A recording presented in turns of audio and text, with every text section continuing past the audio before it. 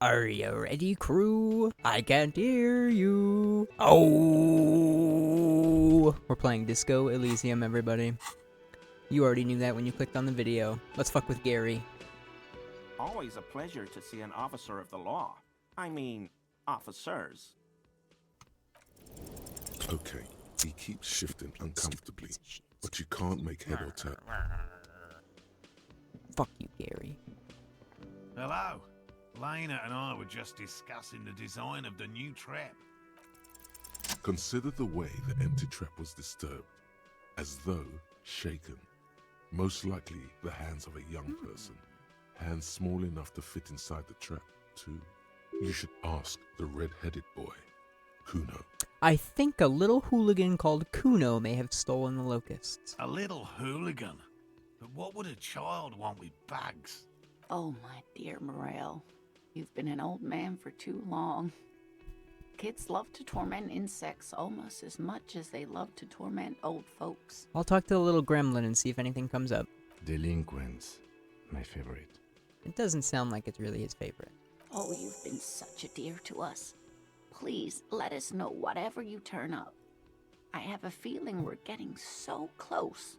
Well, I see you've got all the help you need. I'll see you tonight at my place. Let's play suzerainty, but no more field trips for me. He hasn't been particularly forthcoming before. He may well still be hiding something. After he's left, it's too late. Really, Gary? We're getting somewhere here. I'd love to play suzerainty, but... Lena, I'm sorry, but you're not getting anywhere. It was some kids. I know the little mutants around here. Leave anything out in the open and they'll steal it, even if it's bugs. He looks at his tea. Morel, it's been fun, really, but I need a bath and I have deliveries to handle. When this tea is done, I gotta run. No need to apologize, Geary. You'd be more than helpful. Gary. We'll have to take a rain check on that game. I of love his accent. suzerainty I love his today, voice. though. We're gonna follow this through. Okay. Okay.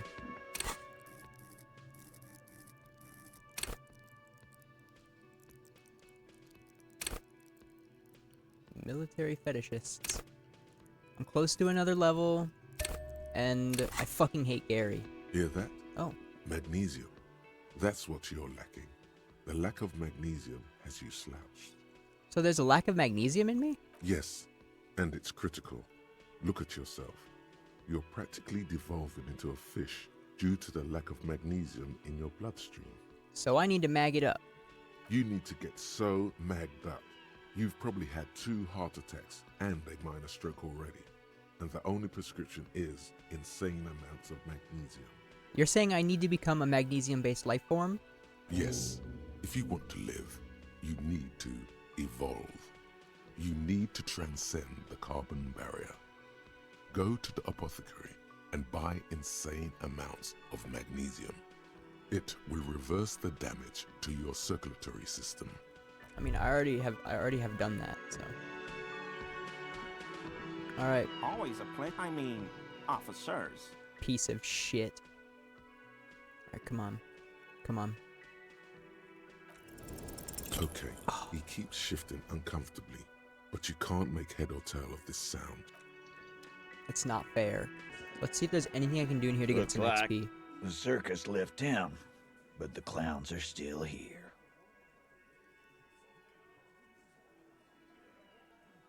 I found someone who saw the hanging. A witness. A witness? You ain't got shit. The locals would never come to you with this. That's just contactis, Titus. Next, he's gonna tell you one of us already roll on the others, and he's in witness protection. My witness isn't a local. Well, let's hear it then. Who is your mystery fella? He's not alarmed by the sudden appearance of a witness, but he is surprised. This goes without saying, but nonetheless, don't give out his name. Who he is irrelevant. It's like you said, Al. Copper's coming up with this on the spot. There is no witness. I've seen this shit a million times, Titus. Fly fishing. They are desperate. Tell us, Copper. What wacky claims did he make? The witness said the hanging went down very quietly. No shouting, no commotion. The witness said he saw two people, I'm gonna say the first one. It's you assholes that feel the need to go around like a fucking brass band. The Hardy Boys are dead silent. Yeah, it's like they put cowbells on you before they send you to the streets. What's with the cowbells, policeman? This guy's voice is awesome. They're avoiding having to answer this question. I'd imagine you guys drinking and singing lynching songs. What's with the funeral silence? We were drinking, weren't we, guys? I hit the bottle hard. I was drunk as fuck. Right, I'm convinced, Glenn. Nothing off here. Just a regular hanging. Bullseye. Glenn looks around uncomfortably. The lieutenant hit a nerve. The witness said he saw two people of Afro-Pajit descent and one Mesk. Arabagite? Arapagite. I think he's trying to say me and Theo. Well, yeah. What is confusing you? Eugene, Theo, and Elaine were there too. I already told you. We were all there. The witness said it all looked like a surreal play. That means absolutely nothing to me. Sounds like some made-up horse shit. He says, taking a sip from his can. It means the whole scene was long and drawn out, like it was from a film. What is this fella's problem? Sorry we didn't make it more action-packed. It wasn't the first thing on our minds, you see? Shanky, it's Shanky, right? I thought there's something wrong about the lynching story. Now I know there was. You don't know shit. I know you are lying, Shanky. He writes in his notebook. You didn't break this wagon fort, but you did manage to rattle the people inside a bit. Actually, nothing. Great witness.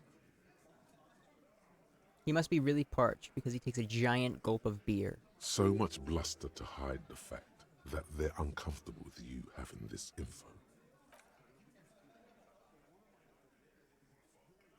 Okay. Gary better not be fucking gone. Okay, he's not. He's not. Let's see if I can put on some clothes that give me authority. I'm gonna have to take this off. I do have a badass sword. Maybe the sword will help. Magnesium-based life form. Shivers, no shakes. It's generally understood that human beings are carbon-based organisms, fusing little carbon tubes together to form complex, mushy structures capable of thought, love, and locomotion. It is also known that these structures sometimes like to take the edge off by consuming ethanol, amphetamine, etc. In such cases, it is important to supplement your body with magnesium. Tired? Maggot. Down? Maggot. Mag time. Liver damage? Maximum mag. Some people say magnesium doesn't really do anything, and you just need to quit. What do we tell them? Well, I'll try to establish authority. Looks like the circus left town. Let's see what happens. The clowns are still here. Titus does not look particularly happy to see you. I figured. 28. Sure, why not? Establish authority. Yes. Authority. Feverish thoughts race through your mind. Kim, I need your gun. I'm the only thing keeping this town from going to hell, and you're not helping. Point your finger. And what exactly is it you've been doing that's so goddamn special? Shitting yourself in front of us. Going around, harassing kids on the street. Kids who've done nothing wrong. Hey, I did not harass Kuno. All the while talking racist shit. Don't think we aren't watching, fascia. People here trust us. We're getting complaints. I ain't saying racist Fascia. shit. What are you talking That's about? short for fascist. I haven't said anything racist. Of course you have. You've been calling people kip left and right, inciting race violence in my town. He's just lying. Callie said they've been trying to set up a race rally, whatever the fuck that means. Trying to get the kips out of Revachol before the economy goes to shit. That's a lie. There is no race rally. Sure there is. Callie said they're bulk purchasing confetti, ribbons too, and loudspeakers, and fireworks. Callie works at the carnival shop, you see. Get the fuck out of here, you racist carny. There'll be no race rally in my town. What happened? We got absolutely wiped. Let's go before it gets worse. What's going on? Are you racist now? Is the rally real? Please don't set up any rally. It'll make you look awful. There is no rally. Come on. Just ask questions. You need to put this race rally garbage in a rearview mirror. Holy shit, that's hilarious. Is there any way that I can get some XP? Come on. 'Cause I feel like if I leave the whirling, Gary's gonna disappear. Hey, was there something you needed? Well, well. Bringing him that new bird sure made a difference in his attitude.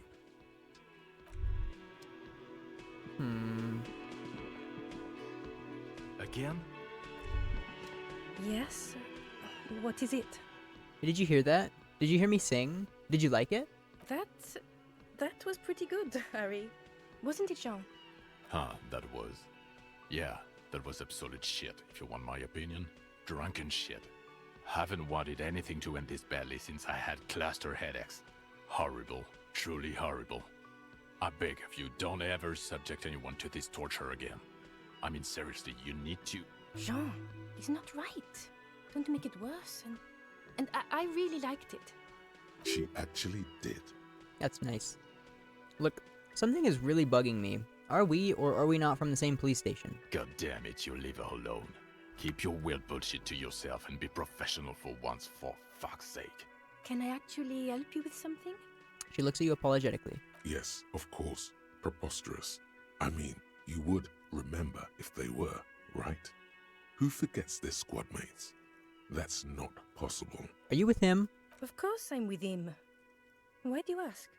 He's an asshole. You're an asshole. You know what? Maybe we're both assholes. Please, let's not turn this into another exchange, okay? Okay, goodbye. Okay, so I did write a couple notes. They're nothing crazy. So I said, did Inland Empire tell me that bugs are important because of Gary? And then I kind of mentioned it in the last video, but like, is the whirling in rags supposed to be like a disco metaphor? You know what I mean? I need to ask about the armor on the radio. Fuck, Gary fucking disappeared. Fuck you, stupid piece of shit. Oh my gosh. And I want to fucking stab Gary. All around you, rain falls on the great city of Revachol. Rain drips from the eaves and floods the gutters, washing the filth away. The spring thaw must be here. The snow is melting. What am I doing? Looking up at the sky, cold water dripping from your hat. What do I see? Grey sky like great battleships, clouds colliding with one another. Rain falls down on the world. How does it feel? Your shirt sticks to your chest. The shoulders of your jacket grow heavy. The cold finds its way under your skin. You shiver, and the city shivers with you. You're not dressed for this weather. You should get an overcoat or a patrol cloak. What's in the west? Sheets of rain over the water. A flight of stairs leading into the ocean. Wave after wave washing the coast of Martinaise, with its motorboats and gently swaying reeds. The ruins of a half-sunken sea fort crumble on an inlet beyond the Bay of Revachol. Ghosts rise into the sky. Who are you, ghosts? The skyscrapers of La Delta, the financial district. Faint golden light seeps from the office windows. Will you ever go there? Will I? No, you are just one of the hundreds of thousands who watch them rise across the bay from Martinaise every day. What is down the shore? Urban coastline, rain dripping off Etonite-covered roofs, cinder blocks left over from half-finished construction, a defunct research and development building, once seized by revolutionaries. An old wooden church stands on stilts above the water. And beyond that? Coal City, end of all lines. Run your fingers through your dampened Your hair. hair is an oily mess flecked with ash from neighboring coal plants. Smokestacks rise somewhere in the distance. What's in the east? There's a fleet on the corner. A plastic coat is folded into a small triangle under the counter by the window.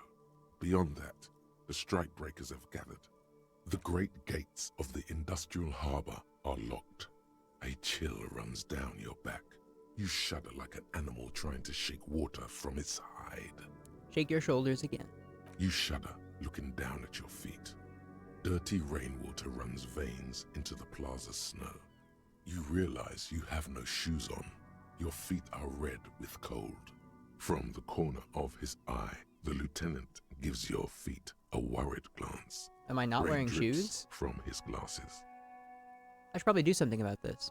The lieutenant nods, then looks east. What is there? Behind the gates, heaps of supply crates, red and blue metal shipping containers, slick with rain. The Greater Revachol Industrial Harbor is an artificial mountain range. Immense wealth resides within, and immeasurable poverty in its shadow. Interesting. And beyond that? La Drusienne, King Dri's passenger harbor. Cruise ships flanked by dock arms. Cranes watching over the mouth of the river distributary. What is across the distributary? Couronne, the lower middle class. Distributary after distributary cuts the city blocks in half. 7-story buildings trail off into the rain. What's beyond the Quran? A silvery curtain of rain over the houses.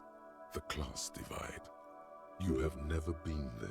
They don't need the law east of the river. What's in the north?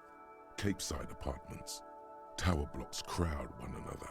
4.46mm bullets still lodged in their war-torn stone walls. Hallways collapse from the mortar hits of a war that was lost long ago. Clotheslines go to waste in the rain. Radios play. The morning news. And closer to here? A yard. Rain falls onto the roof of a woodshed. The lingering odor of decomposition mixes with that of damp soil. What's in the south? A traffic jam. Rain thrumming on the roofs of motor vehicles. Inside, drivers watch water streaming down their windshields. The statue of a king shudders. He too is cold. The canal bridge has been raised. What's on the other side?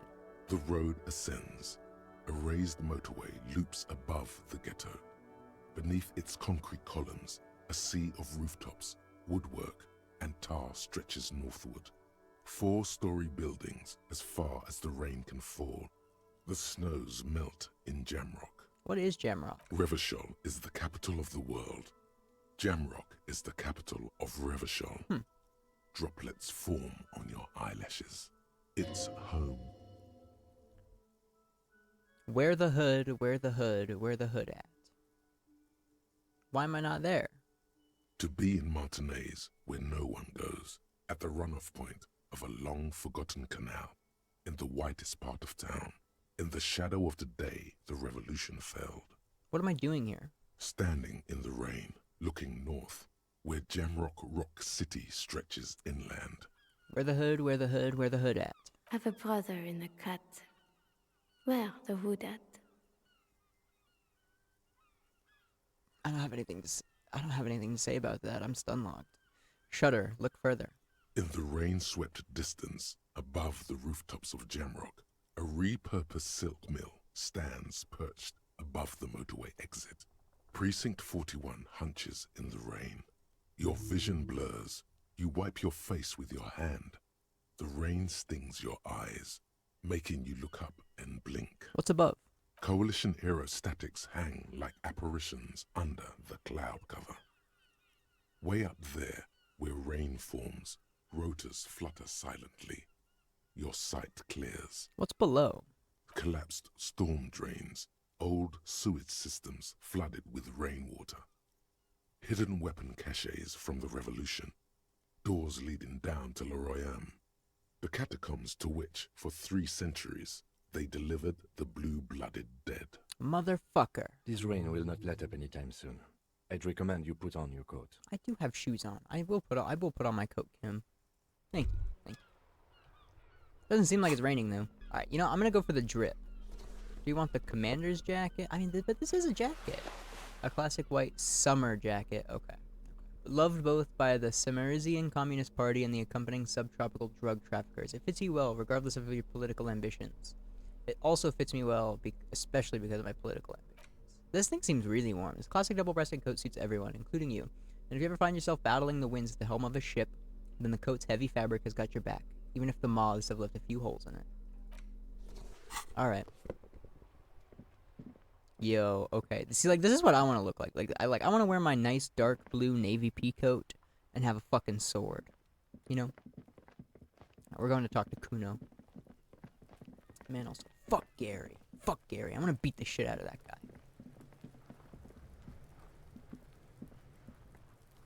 Fuck does Kuno care?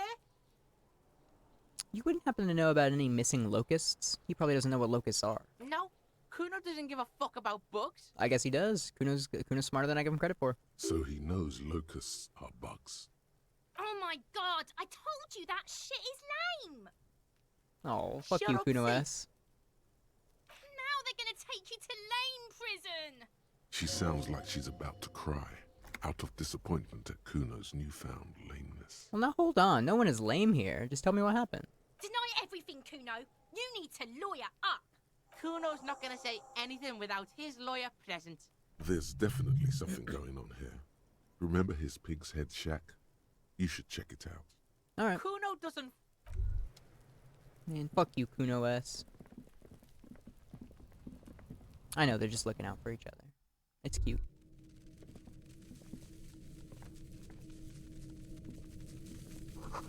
It's crawling with locusts in here. All around you, the hisses and chirps of locusts fill the musky air. The earthen floor of the shack has been shaped into mounds of mud, dotted with little holes for windows. Like skyscrapers, spires of dirt and sand rising. Accommodations for their insectoid inhabitants. Well, detective, it appears you've solved the case. The lieutenant looks around, writes something in his notebook, and turns to you. Of the locusts. For the missing locust case, which is a sub-case of the imaginary insect case. So at least that's going well. Yes, that's precisely what I was thinking. Or stop being so sarcastic, Kim. Oh, I'm not being sarcastic at all. We are making real progress here. When someone says they're not being sarcastic, it's usually a good sign that they're being very sarcastic. You think the Insulindian Phasmid is nearby? If anything, the presence of the locust points to the opposite. The Phasmid did not take the bait from the traps. It was Kuno. The Phasmid doesn't exist. Hey, you can't say that for sure. But what do I know? Use your powers of deduction. You knew the magic bug was nowhere near here. The Phasmid is impairing your judgment. We should talk to Kuno about this. Get him to stop. I'll let you handle the Kuno side of things. You are doing just fine. Thank you, Kim.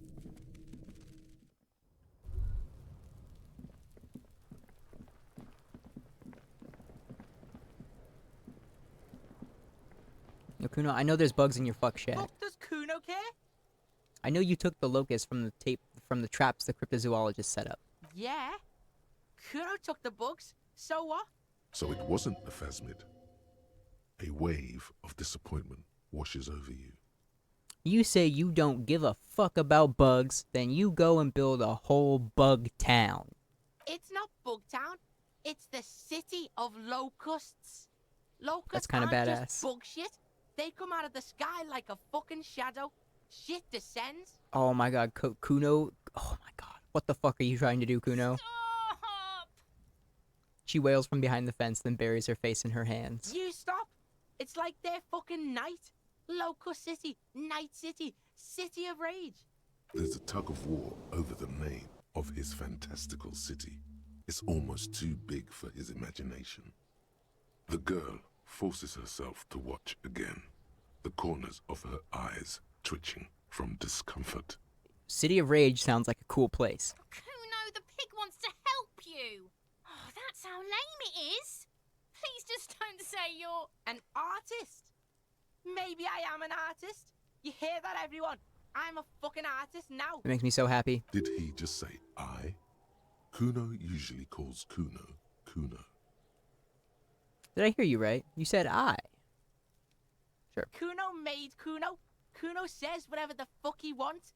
There are no rules here, pig. He steps closer. I fucking say I when I wanna, and Kuno when I wanna.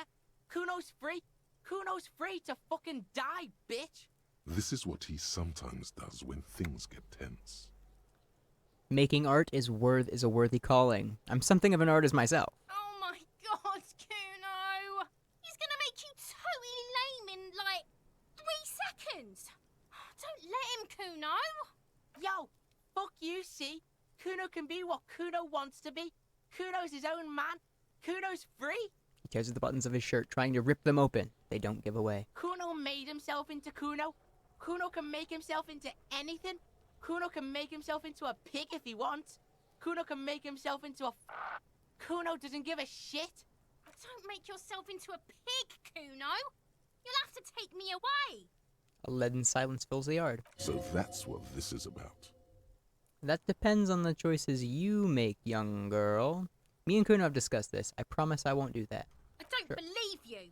She disappears entirely behind the fence. For once, the boy is lost for words.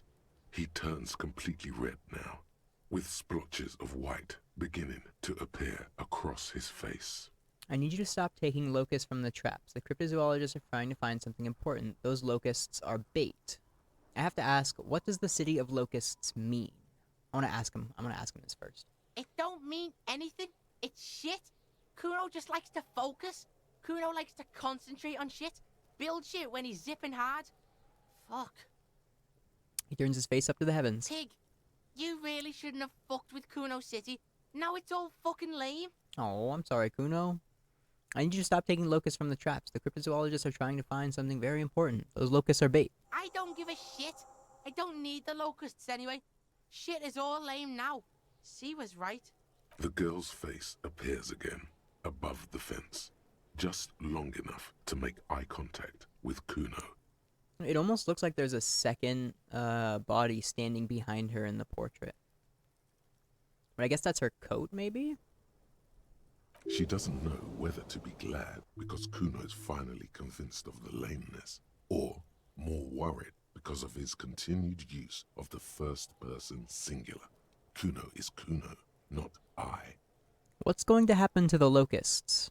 Kuno's gonna let the fucking locusts die. No! Kuno, no! You can't do that! Unleash a plague! Unleash a plague, Kuno! Not a plague, but like, unleash a swarm of locusts! Okay, now that that's settled, I'd better be off. What are they trying to catch anyway? With the traps? The Insulindian phasmid. He recognizes the name. Wait, you know what the Insulindian phasmid is? Bitches think Kuno doesn't know shit. The fuck out of here. Kuno's tired of this shit. There's silence between the two children. They're not saying anything to each other, nor looking in each other's direction. So Kuno knows something about this. Kuno has promised to stop. Report your findings. Fuck does Kuno? Kuno doesn't... Alright, let's go, Kuno. Let's go. Damn. I kind of really wanted Kuno to unleash, like, a swarm of locusts upon Revachol. This is so much more drip than the other coat. Like, I'm sorry. Hello, officer. I think I almost have it. A new trap design. I had a chat with this kid, Kuno. He promised to stop stealing the locusts. So it was just a child. He purses his lips, crestfallen. Thank you for telling us, sweetie. This is good news, right? It means we can try again. She acts chipper, but something's changed in her tone. A hidden worry. Something is secretly gnawing at her confidence. It's not this Kuno kid, or the missing locusts. It's something else. Yeah, you're right. We just need to restock the empty trap. Then we'll need to inspect the traps one more time. And then maybe we can. The aging cryptozoologist breaks into a hideous coughing fit. He has a 38-degree fever. His resilience has given way. Darling, I told you to take it easy. You're getting sick. Oh. Maybe it's time to go home. You're right, you're right. We can come back next season, when it's warmer. No. Man, I'm feeling this is costing me some time on my main investigation. I'm gonna say this. Of course, sweetie. You've helped us so much already. Everyone would understand if you... Damn it. Maybe I can still restock the trap for you. We've come too far to quit. I'm gonna restock the trap. Let's do this. Kim's not gonna be happy if I'm super enthusiastic about it. Damn it, maybe I can still restock the trap for you. You can? Fine. It's better than having these people get pneumonia on the coast. But after this... He wants to see this tale through as much as you. Okay. Otherwise, he'd have stopped this already. But he cannot let it drag out after this. Okay. Really? Okay. It's too much, officer. He starts coughing again. What? Morel means is we're grateful for your help. She nods to her husband. These are fresh fractured locusts. They should slide right down the funnel. And thank you again. We will definitely mention you, should this lead to a discovery. I'm not talking co-discovery, of course, but... Wow. Co-discovery. You'd be famous. You'd show them all. This does tingle the pleasure center. I'll get going. A cardboard box with several rows of little holes in the lid. Though at first glance, the box seems perfectly ordinary, upon closer examination, it's obvious that it's been prepared with great care. Okay, okay. God, I hope the traps will hold. Alright, so I've talked to Kuno. So I need to check out the apartment complex for the communards. I need to go do the traps. Alright, I'm gonna go. Do I want to go sniffing around the apartments? Let's see if I can. Hello. I was about to say, let's sir. see if I can sniff the girl. Oh, I forgot this is a composure check. Let's try it out. Wait, I'm gonna put on my other shoes just so I pass it. Hello again, sir. The girl keeps her hands folded, hidden. Why is that? Hey, why do you keep your hands folded? What do you mean, sir? She looks wary. She knows where this is going. You don't need to be worried. I'm here to help. She looks around anxiously. Her hands remain folded in front of her. She doesn't want to show them. The lieutenant stands by, looking at the two of you with little interest. A facade of true professionalism. He is far more intrigued by the situation than his poise reveals. It's okay. She brings out her reddened hands, her nails frayed, nearly chewed down to the flesh. You bite your nails? And you knew this from me keeping my hands folded? Yes. Well, that proves nothing. Anyone could do an easy deduction like that. Her eyes flash with defiance. She's not impressed. She actually is impressed. This is more like a defensive reflex. Want more? Bet I can figure out why you bite your nails. I got a few reasons in mind. Oh, you think so? Fine, do better. To do something about me. I want to say this one. She nods, half provocative, half enthusiastic. You're uptight because of your mother and the pressure she's putting on you. Maybe so, sir. Okay, I know it's a bad habit, and I shouldn't. Either way, another ace deduction by the #1 detective in It town. was okay, sir. She's still got a rebellious streak. There's more that can be achieved here. Ask her to do the same. You think so? Fine, do better. To do something about me. You're quite sober. She snaps back quickly. The lieutenant does not flinch at the comment. He does not flinch even a single bit. He is intensely not flinching. It Wait. takes effort. How do you know I'm usually not? Because you usually aren't. And I'm having a grand time. I sure hope you are, sir. She rubs her red nose. There she stands, swaying on her feet, assaulted by the early spring breeze. She smiles at you. The whole situation suddenly feels familiar. Somehow, there's something you're missing. What are you missing here? Why does this feel familiar? Oh, don't tell me that Harry has like a kid or something. I'm gonna feel really bad if he does. Oh, whatever. It's okay. Hi, Ace Detective. Are you here for more? Because you know each other. She's been talking to you so openly because you've talked before.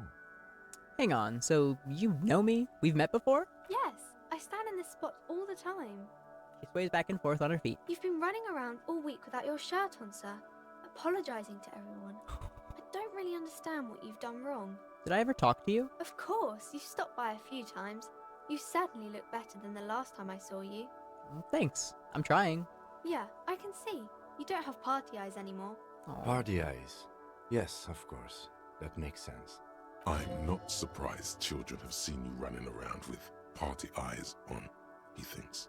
Not at all. I think I know what this means. Party eyes? You know, like a cat in the dark, all big and wide-eyed.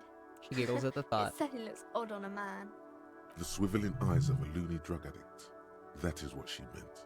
You were probably gurning too. Fuck yeah. You should get some party eyes right now. Snap those sequins on you, boy. Does that mean I've been partaking in narcotics? Oh baby, that's not what you have to worry about. Worry about the important thing. So, why didn't you tell me you knew me to begin with? I didn't know I had to do that. Thanks. I've learned something about myself today, I'm glad I could help you, sir. she says with a wide, helpful smile. See, that probably would have been more impactful if I didn't already, like, learn everything about not everything, but learn a lot about what Harry did. Alright, I'm gonna go talk to, the two girls up here. Something beautiful is going to happen. There. Do you smell that? Smell what? Can you not detect that inimitable whiff of dissatisfaction and restlessness? That sense that the world is in need of dramatic, even violent reordering? What do you smell? Nothing. Or, at least, nothing in particular. As far as you're concerned, your nose seems to be purely decorative. Absolute rubbish. Your politico-olfactory cortex doesn't deceive you. The smell is coming. Yep, I knew it. From that balcony over there. You mean from Sydney? Certainement. A precocious communist youth. A symbol of a kinder, more hopeful future. Now's your chance to establish contact with your revolutionary brothers and sisters. A chance to establish contact with the future. What a beautiful, terrible thought. Let's go. I want to see if Joyce has anything new to say.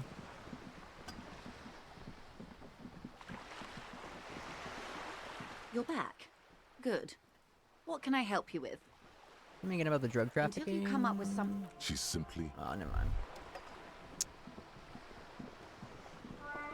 So there's probably something going on with the lorry drivers, one or more of them, and drug trafficking. Hello again, officers. Have you come to admire my mural? Hey, sister, let's talk about politics for a minute. And what do you know about politics? I'm looking for comrades to help me fire up the great Mazovian sausage grinder. Will you help me? Or my nose told me you're also a communist. We should team up, join forces. My rhetoric did tell me that maybe I should lay off on the sausage grinding of the bourgeois, but Cindy seems like she might be down with it. The girl erupts in a cackle that seems like it should belong to a much older woman. Oh, that's very nice. The little piggy wants to make sausages. Out of what? His little piggy friends? No, out of the bourgeoisie. So the little piggy is a big bad communist now. Sure, I know someone who'd love to talk that ideological stuff. You're looking for Steban. Who's Steban? A right communist who runs a mega cool and very secret meeting. I think she's fucking with me. Do you know where to find him? I might. Will you tell me? No. The lieutenant let slip a sigh that seems to suggest this turn was utterly predictable. Just tell me what you want me to do. A wicked grin extends across her face. A laughing skull. Death hilarious. This is gonna be bad. Oink for me, piggy. Just once. With gusto. Oink oink. Wow, that was easier than I expected. It's almost like you've been wanting to do it this whole time. A cool, damp Anything for the revolution. You realize you needn't have rolled over quite so easily. The lieutenant, needless to say, is not impressed. Oh. Sounds like you're really serious about meeting Steban. It's touching. Yeah, I am. Sort of. Steban's group meets only at night. In an old room in these apartments here. It just so happens you're in luck. Their weekly meeting is tonight.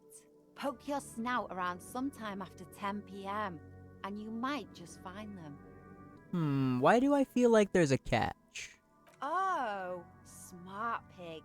Because there is. See, Steban's a bit on the paranoid side.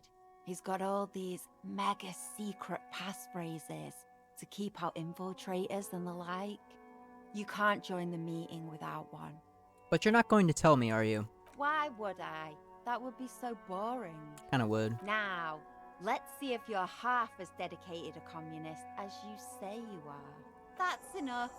Off with you then. Okay. Catch you later, Cindy. Alright, alright, alright.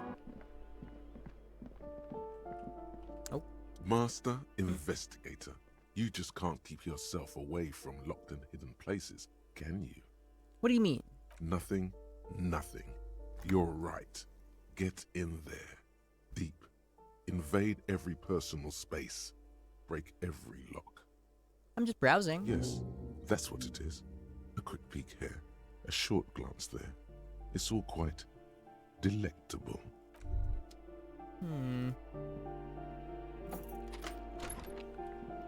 Let's look at the bust. I'm about to bust. A plaster cast bust. Honestly, he does kind of look like you after all. Oh, that's cool. Father Mazov, the hero of the working class.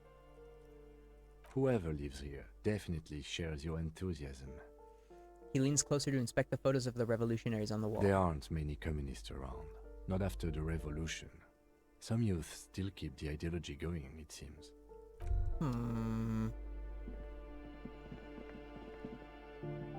Close the door.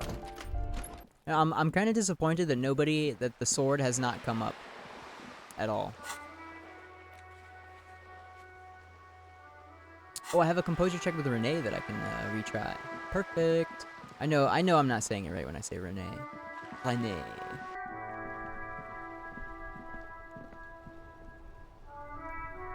It sounds like the car is on. I want to go talk to Renee first. Renee. Clothes.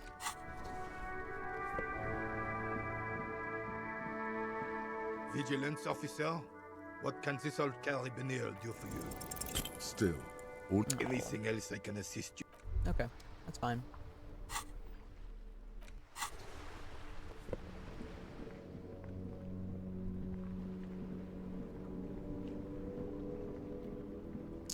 Shirt says fuck the world, and that one says piss off. I woke up screaming fuck the world. The young man says with piss written on his back. If I were a real skull now, I'd jack it, paint it in palm tree livery, then bottom light it, neon style. His companion wears a simple yet elegant slogan, fuck the world. I woke up screaming fuck the world. A snazzy shit-ripped I love that song. skullmobile like this would make a fine trophy. We could, like, hang fucking shrunken heads from the side mirrors. Cops' heads. Scary tribal shit. Sure. Yeah, tribal shit. He a agrees. cop carriage like this would have proper skull value. While I appreciate the interest you take in my brutal motor carriage, I have to stop you right there. The RCM takes threats directed at its property seriously. It's just theoretical work, Copper. No basis in reality. Man, if we were certified skulls right now... Skulls. Now there's a strong organizational title. True. How close am I to a level? I think I'm gonna level... I want to level up my conceptualization, but I don't want to, like, fail checks. But, wait. Wait, cool for creatives, psychedelic fanciers, and critics. True. Who are you? I can tell you who we're not, cop. We're not snitches or skulls. Which is not to say that the skulls are bitches and... On the contrary. The part of this presentation you want to take home with you, cop man, is we're not part of the skulls yet. So Cindy is a skull. Okay then, let's indulge in some intellectual exchange. These young men seem eager to share their beliefs. You guys know Cindy the skull? Oh yeah, Cindy's a right proper skull. The young man's eyes glaze over, his voice filled with longing. Yeah, a true artist of the future. Just like Arno van Eyck. Oh, there's that name again. By the way, if you see Cindy, give her our regards.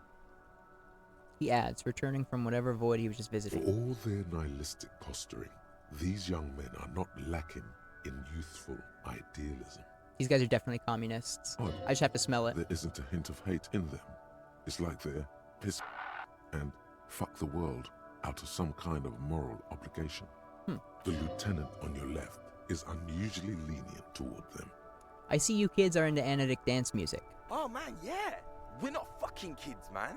He then stops himself processing your question. Be wary of the abyss. His blonde friend adds ominously and points to his temple. Why? It's a threat. An impotent threat of violence. The lieutenant answers for the two rebels. A threat? I just wanted to talk about music, and now there's a conflict all of a sudden. It's too much. Nervously shake your head. That's right.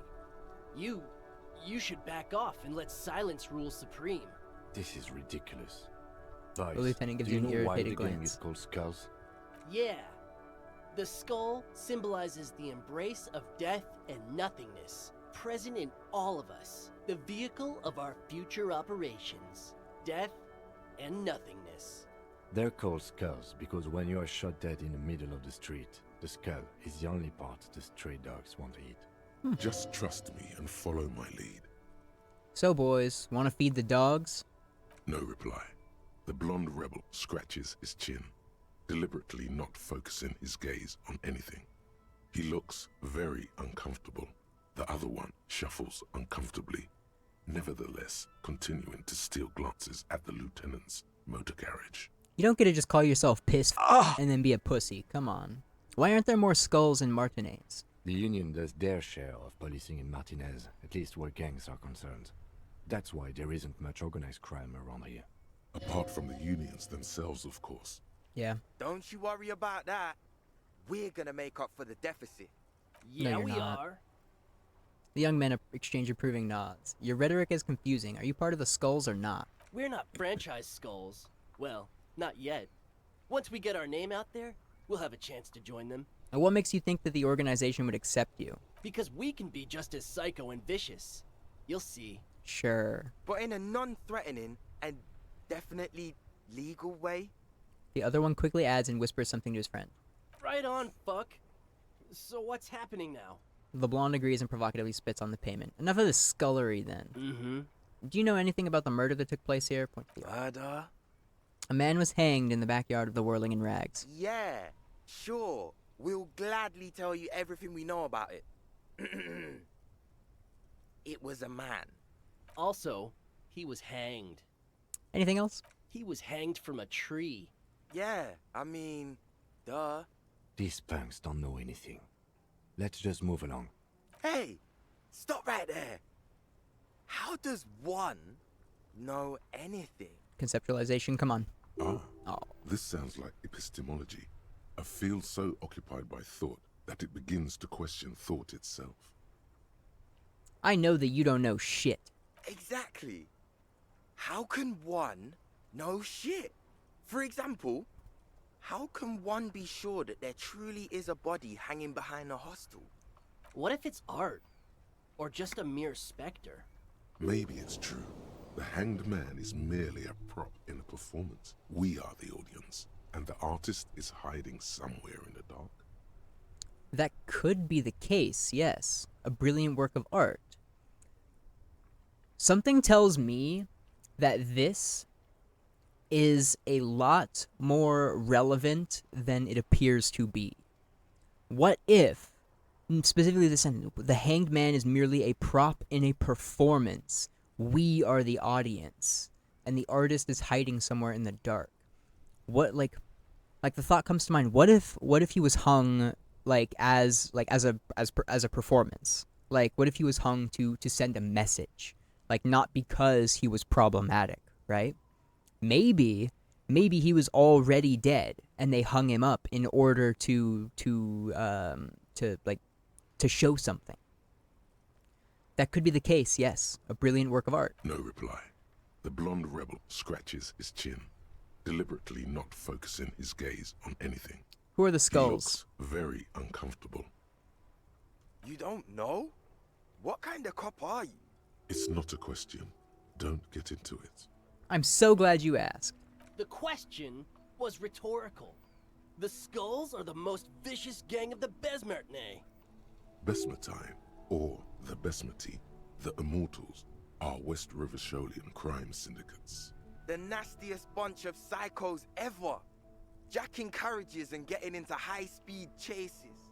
Possessing an infinite amount of fuck-all swagger, infamous for their non-verbal modus operandi. Non-verbal? If a skull spots you, he will pull out his dagger and stab you without saying a word. The lieutenant's voice is as calm as usual, a testament to the violence and death he's witnessed through the sight of his firearm. They usually occupy the burnt-out quarter in Jamrock, or you can find them loitering around their brightly painted bottom-lighted vehicles. I can't wait to become a skull. Bottom lights are wretched aggressive. These guys are not gonna make skulls. What's with the jackets? What about them? Turn to the blonde youth. Why does your jacket have piss written on it? Well, first off, it's a statement and not necessarily something that characterizes me as a person, even though the statement has character. And I do like piss. What? The word piss epitomizes the struggle taking place in the world. Things being defined as they seem, not as they are. And, I guess, it's also about communal spirit, the future, and truly appreciating our differences. Also, you've got to admit, it catches the eye. And since the Grand Piper is slowly but steadily moving towards basing the economy on it, attention, I think I caused my mic to it pick is up some white imperative noise. that the medium itself convey the message. Makes sense. What I mean by this is, we are all pissed, and that the world is inherently meaningless. It seems that the young man has a certain expertise in at least one field, even if it's rather narrow. Why do you have "fuck the world" written on your jacket? Like I said before, many men keep searching for the one, for so-called true love, which is actually just obsession masquerading as kinship. This The portrait thrill is so of the cool. chase, the hollowness that fills your chest cavity after catching it.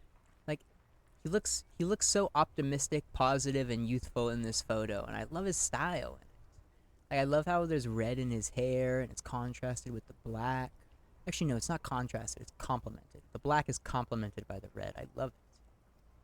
I'm wondering if the poetics come with the jacket, or are they derived from something else entirely? To catch a fish, you'll need to hurl the lure many times, and even then it isn't certain that you'll get anything. If you blow up the lake, though... Blow it up! You get more fish in a shorter time. And, for time is of the essence and fleeting ever so quickly, one must think of a way to fuck the whole world and not get caught up in fucking someone. Because when one fucks everything, he fucks nothing. And that, to me, feels glorious. Sticking your dick into the void. Hate to admit it, but in a weird way, he's got a point. I like Is it. it a coincidence that here we have two badass jackets and two badass cops? Hey, Kim. Yes? Wait a sec. Oh my gosh. Oh my gosh. Do you think it's a coincidence? What is? There are two of us and two of these jackets. What are you implying? You know what I'm implying. No, I don't. What are you implying? Are you more of a piss or a fuck the world kind of guy? Neither. Come on, Kim. It's just a mental exercise. Fine, if only to end this discussion. Theoretically, if I were a juvenile delinquent, if I were to already be down that path, I think piss is the stronger of the two statements. That works. I feel more like a fuck the world kind of guy. Seems about right, especially considering your heroic exit attempts. That's an origin story for a dynamic duo right there. So are we done here? Or...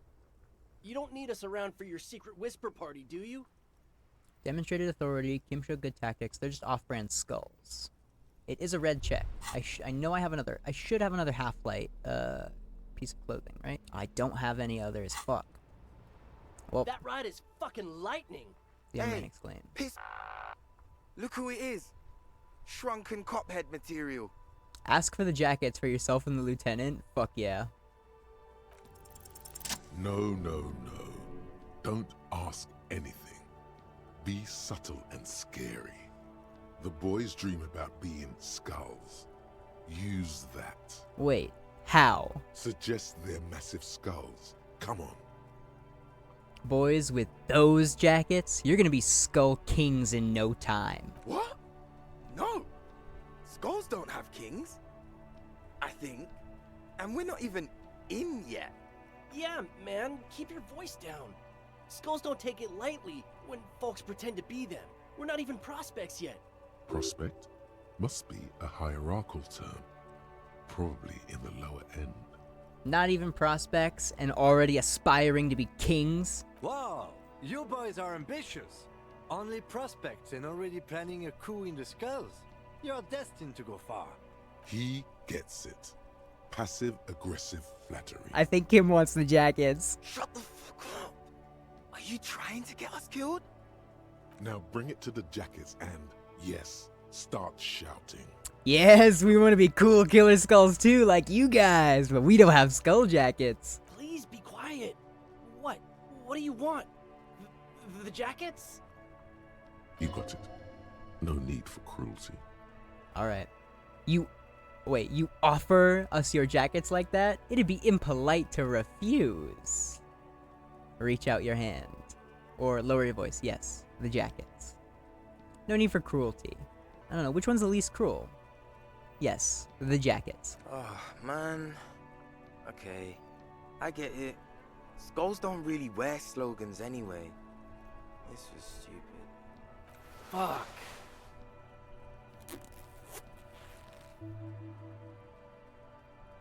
Dude, oh my god, of course they're wearing this kind of shit. The lieutenant watches the boys take their jackets off with mild amusement. Since you said you're more of a piss kind of guy, I'll take the other one. I'm absolutely okay with not having either one, thank you. Why not? They're a pair. We could really raise hell, go undercover, hard. But don't you want to express your individuality? Oh, I don't know. I really want to say both of these. They're both so fun. Nah, I'm more of an art cop. Don't you want to express your individuality? I already am expressing my individuality. I think he's doing a great job at it as well. I'm not. I don't have a jacket anymore. Good. I wanted you not to express yours. Awesome. Cold-hearted cop. Still, it's good to know we have a pair in case the need arises. The need will not arise. The jackets are meant to complete each other. If a man was standing alone on a street corner with his written on his back, it'd just be an individual that has taken a liking to urine. And fuck the world all on its own is, frankly, generic. I don't know, Eric. It's cold out. The dark-haired young man just stands there defeated. The wind blows. Yeah, let's get out of here. The cops fucked us. Get fucked. Pissed.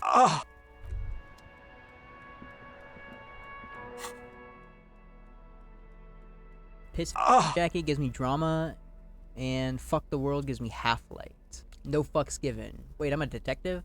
Leather jacket that quite recently belonged to a young man who possessed some intimate knowledge on the human condition. It has his nom de guerre written on the back. It's quite a statement. A leather jacket that quite recently belonged to a hoodlum who understood love for what it really is. It has the hoodlum's nom de guerre written on the back. It's quite a statement. That's dope. So I've got a skill point. The Jamrock Shuffle. By now it's clear you like to look inside containers. You like to open doors and see what's behind them. Maybe secrets. Maybe more juicy containers. Let's be honest, you like all containers. Trash cans, utensil trays, manholes, coat pockets, secret containers left behind the Philippine kings that hold forbidden relics. Okay, you haven't come across one of those yet, but one day. Wait, is that why you're so hellbent on opening containers? Do you think you'll find the Holy Scepter and the Orbe de Montaigne?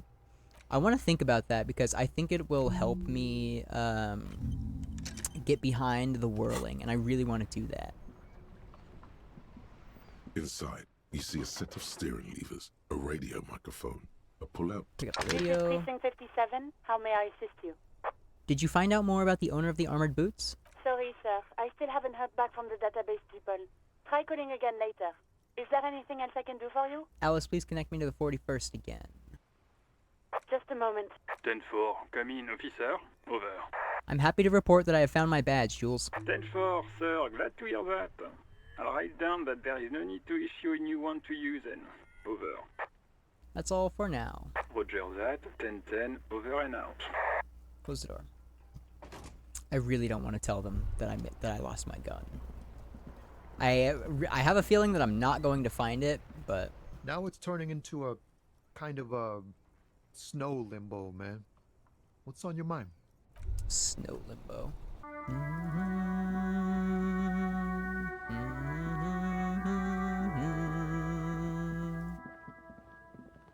The trap stands empty amongst the reeds, powdered with snow. No insect sounds or movement around. Only the reeds melancholy rustling. This was the one. Fantastic. Release the locust into the empty trap. The locusts, dazed from being transported, slowly begin to acclimate to their new surroundings. They're not really going to get the chance to get comfortable here. Good. Now that's done. When do you think we will return to our impending apocalypse of a murder investigation? Don't answer that. It was a rhetorical question. I would have answered that. I would have if I was given the opportunity to do so. Waves are beginning to die down. Look at those little bastards. Simmer down. Simmer down, bastards. Why does she care about the waves so much? What is it with you and those waves? What is it with waves and fishermen? We need to be out there with them, fishing, making a living. So I asked them to accommodate me. But until that happens, I can try to assist you the best I can. So, what will it be, officer? How's my motor carriage in the sea, by the way? Oh, that's good to know, I guess. Why is it in the sea? I got drunk and apparently drove it into the sea. This calls for a funeral, if you ask me. You're suggesting that we honor the carcass of my former motor carriage? Aye. Feels deserved, don't you think? Falling in the line of duty like that and all? What an odd thought. Maybe I should. Why odd? Our things are a part of our life world. They're made with our human sweat and they share human history. We should care about them as we care about humans. To some extent, at least. Life world. Someone's been reading up on last century Gotvaldian philosophers. Play it cool now. Alright, I'm in. But organizing a funeral takes a lot of time and effort, doesn't it? Oh yeah? You won't even be able to get it out of the water before early June. And where are you going to bury it? Who to invite? What music to play at the wake? Take it from someone who's been through a few funerals.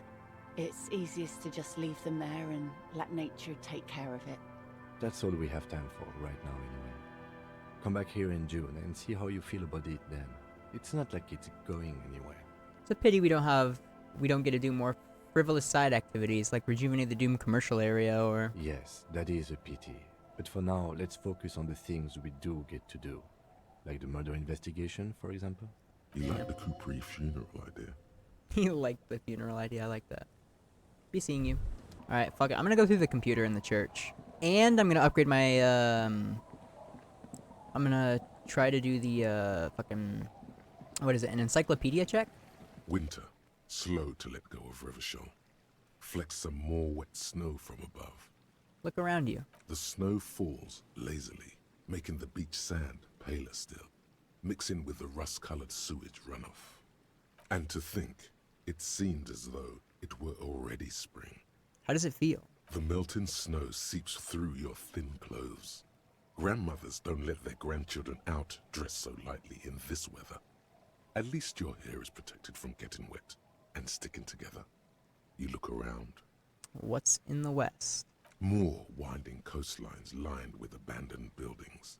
Crumbling piers, salt water lapping at their dark piles. Grey and red forgotten city blocks. What remains of the pre-revolutionary effort to gentrify the coast. And beyond that? The waters turn black. Coal City in the shadow of San Martin. A boom town. Back when coal extracted from countless shafts near the city was needed to power Revachol. No more. The coal was supplanted by petroleum from the ocean floor and hydropower from the Esperance. Everything crumbled. These days, only the weakest remain in Coal City. Their hopes of getting rich linger in the defunct shafts under their feet.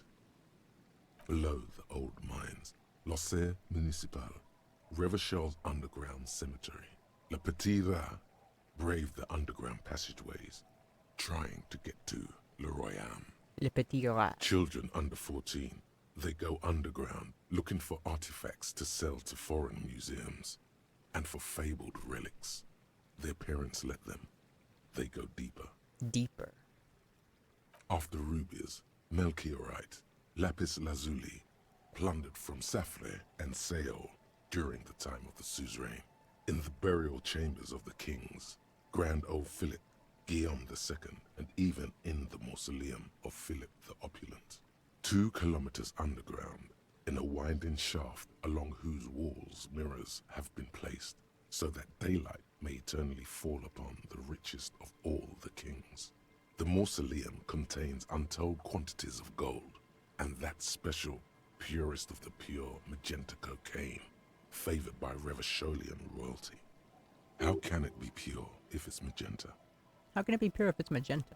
Snow falls, and there is no answer. Some things are not for mortals to know.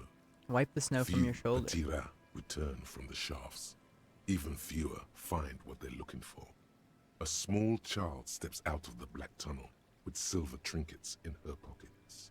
All around her, white snow on the extinguished coke furnaces and on the weather-worn shacks where fathers beat their sons after drinking. The snow melts on your fingers, turning to water.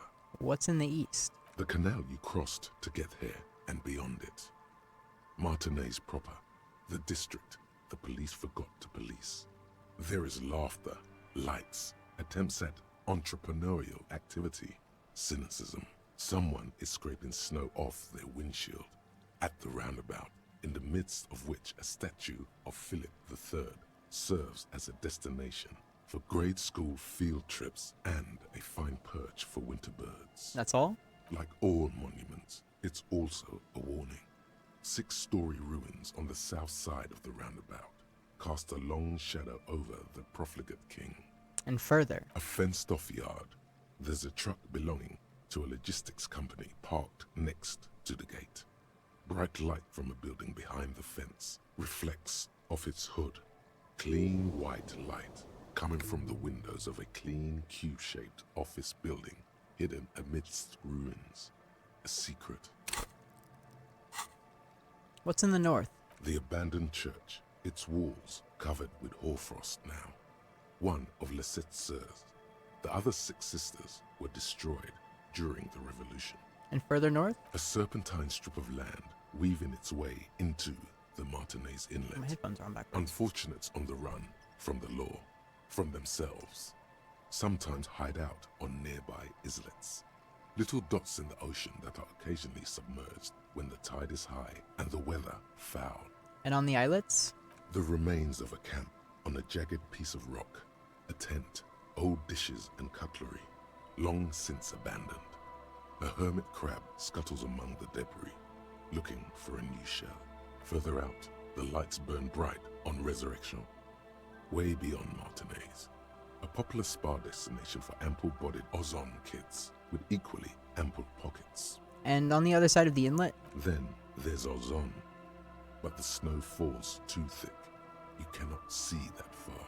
Before that, before the curtains are drawn? The Bay of Revachol, vastness, great depth, over 1,200 meters at its deepest. Water, air-brinier than here.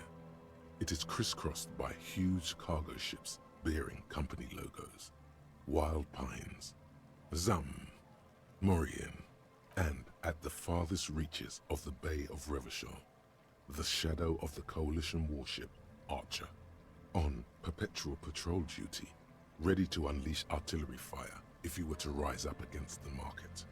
You shudder. What's in the south? The raised motorway, 881, separating Martinez from Jamrock. Vehicles whoosh past one another day and night, while those who reside in the labyrinthine alleyways beneath the motorway attempt to carry on with their lives in the snow and the slush. And south of the 881 is the Pox. The Pox? Was once a park, a place for reflection and recuperation for the patients of the old military hospital.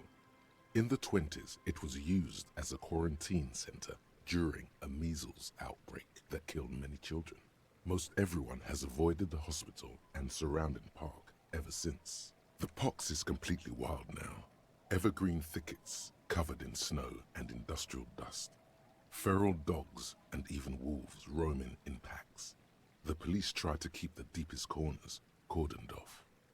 But still. Heavy drug users do slip through and hole up in the old military hospital, hoping to find something to get high on among the hastily abandoned supplies, or just to overdose in peace.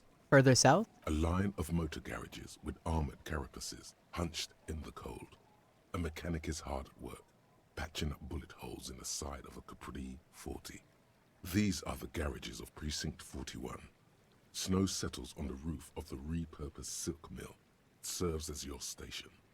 Shivering RCM personnel hurry in and out of the main entrance. Around you, the snow continues to fall. To the west, the ocean swells. No, it was home. I want more. The stairs descend to central Jamrock. A man named Cooklove has a snow-covered stall there in the market across the bridge. He sells kebab infested with fly larvae to your colleagues who believe eating it will make them immune to food poisoning.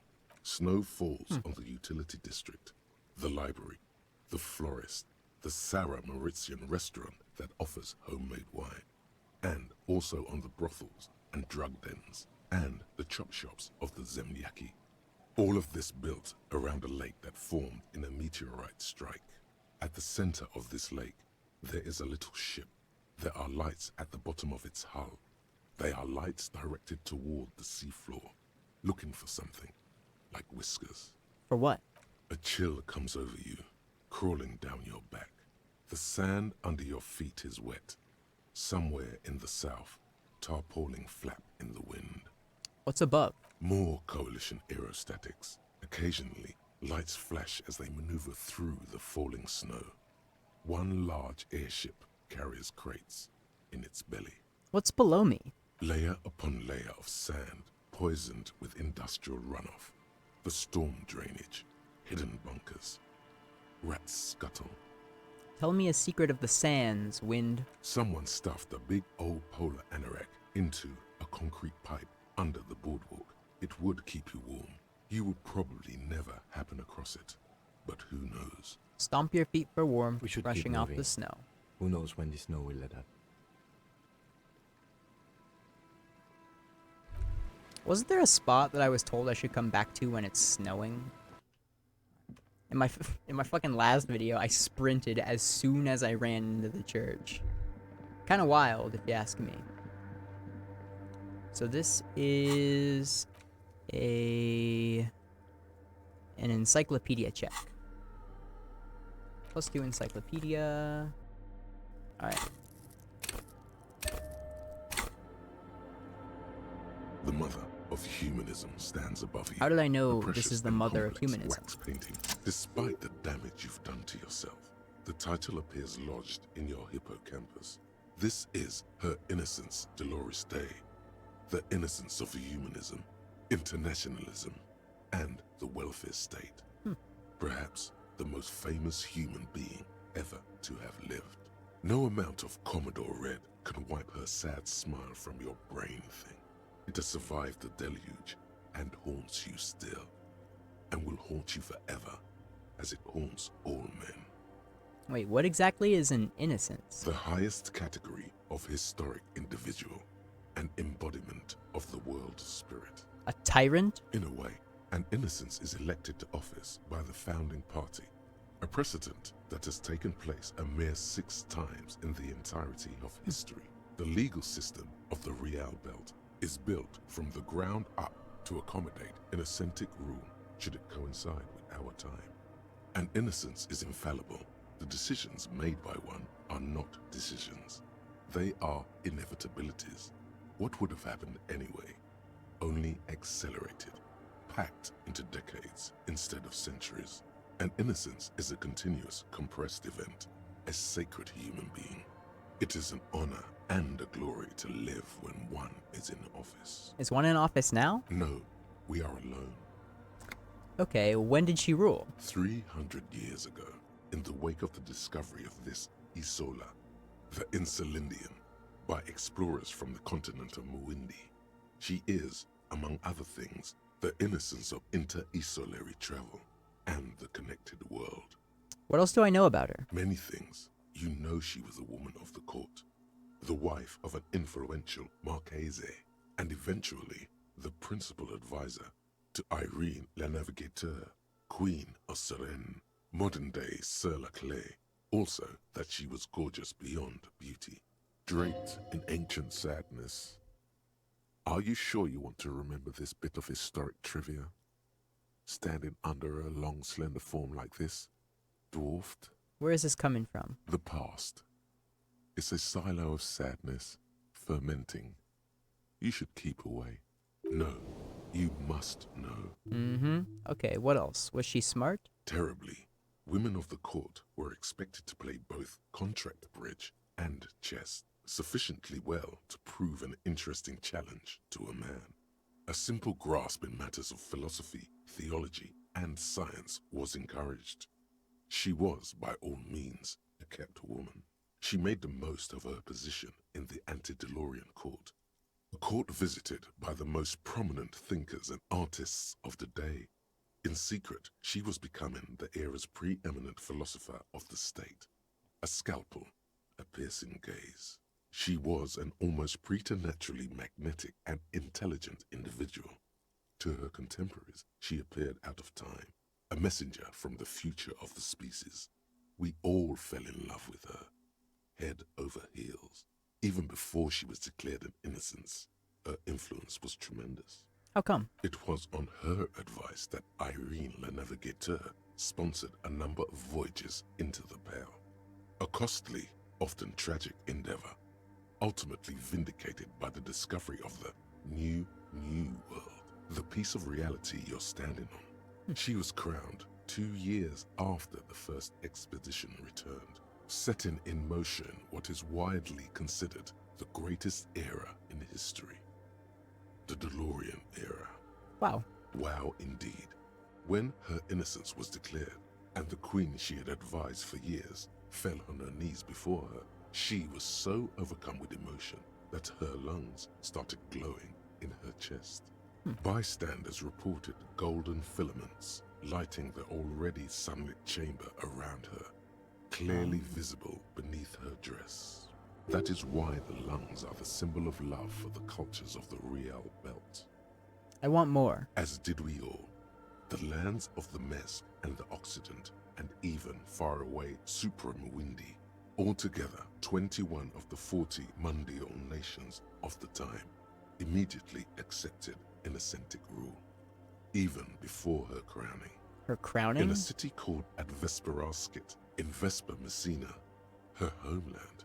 The name of the city means evening comes, but it happened on a winter's morning, with the canals frozen and slush falling out of the sky. She was dressed in a white and pearl dress on an emptied-out plaza with the crowd far away. Already, her Theriers, the secret servicemen of the Innocents, were worried about an assassination attempt.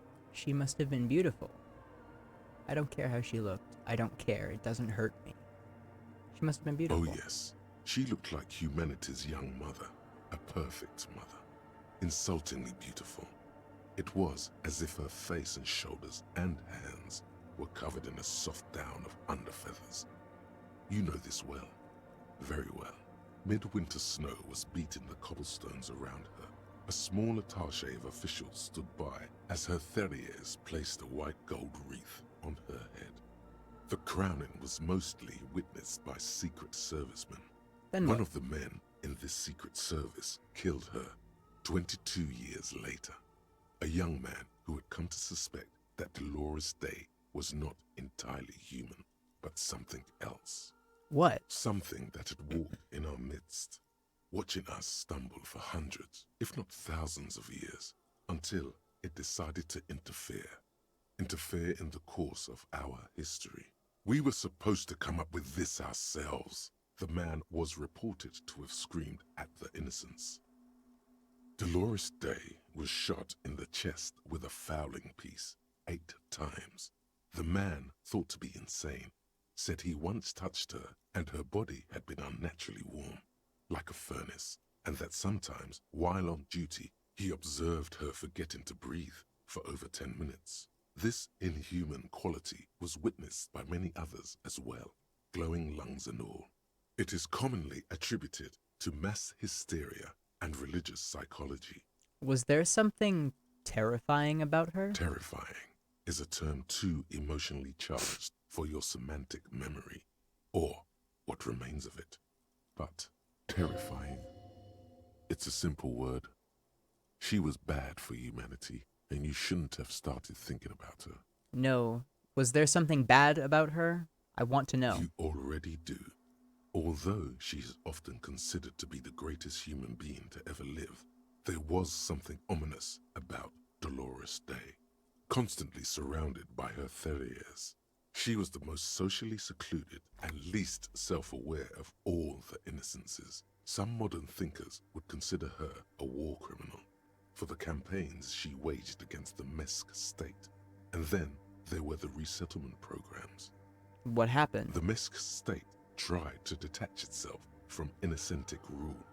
Parts of the world were experiencing whiplash from accelerating into secularism. Her mandatory education programs and mass resettlement of upstream Marguerite were problematic as well. Dissenters were suppressed by a military force she called the Army of Humanity, suggesting those who fight against it are not part of humanity. She adored chess, yes, but also military war games. Dolores Day often holds a tiny tin soldier between her index finger and thumb in icons such as this. She was also blonde, the blondest woman you have ever seen, with green eyes the color of the Pacentic, mare interregnum. Little is known of her Marchese husband. It's as if he vanished from history after completing his role, which was to introduce Dolores Day to court. In conclusion, yes, there is something lonely, paranoid, and even terrifying that people seldom mention, but feel when they think of her. This subtle terror is part of her iconography. Lieutenant Yefrater, you've stood there for over 5 minutes. The lieutenant's calm voice echoes in the cold air of the church. What are you thinking of, if I may ask? Why did we tolerate this bourgeois woman that long before we shot her? Yell, war criminal! I'm gonna say this one. She introduced us to the idea of public education, retirement, and modern diplomacy. He takes his glasses off to clean them. Either way, this church, we shouldn't linger here. This isn't a good place to get lost in. An imperceptible tinge of fear. The lieutenant is afraid of the church. He doesn't know why, but he is. We'll turn away. Hey, her Innocence Dolores Day liked little figurines, right? Liked holding little men between her fingers, remember? Oh yeah, I remember that. What? You have the headless Falcon Rider figurine. You should give it to her. Win her back. What? Win who back? I can't win her back. She's a long-dead historical figure. Don't be so pessimistic. Love doesn't die that easily. This isn't funny. You have a bad feeling about this one. I should, yes. This is a task of mine now. So very, very, very nifty. Nifty and mysterious. This is surely what the figurines are for. Dolores Day was fond of figurines. She deserves more. You should offer her any and all you have one day. If you meet her in person. What an odd task to give yourself. But here we are. Huh.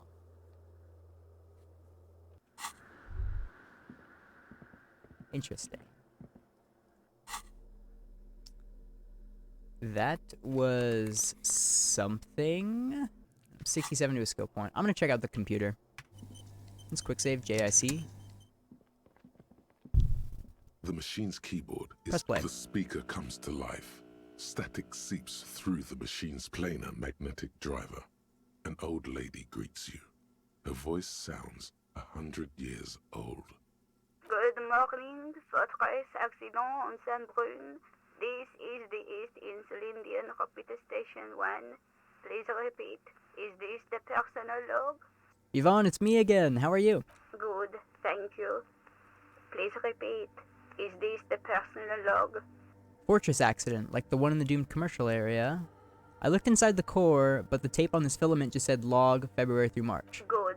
Please repeat the password. Let's look around. There's no use trying to guess the answer. Maybe he knows something. Alright, I don't know the password. Received. Fortress accident. Is there anything else I can Thanks, do? but I'm finished with this call. Goodbye. The machine's keyboard. Alright, let's go to Tiago. Hello, Tiago. Oh, hey, Wade. There's coffee in the back. Oh, wait. I meant the mother's love. Have you, by any chance, heard the Vieta say the password to a radio computer? Too many times, essay. You need it for something. Surveys are a good way to fish for personal information, especially in the name of public safety. I'm doing a survey of passwords and passcodes, identifying regional trends in the interest of public safety, of course. Don't sweat it, vato. The password is afterlife death. That is true. But what comes after death? What do you think of that? Makes me almost pity La Nielita Pequeña when I hear it. I Nielita think we're done here, Pequeña? essay. The figure crawls off into the darkness That above. was an interesting conversation. However, I'm still not sure how it's relevant to our investigation. Not yet, at least. That sucks. I probably won't be able to talk to Tiago anymore. I really like him.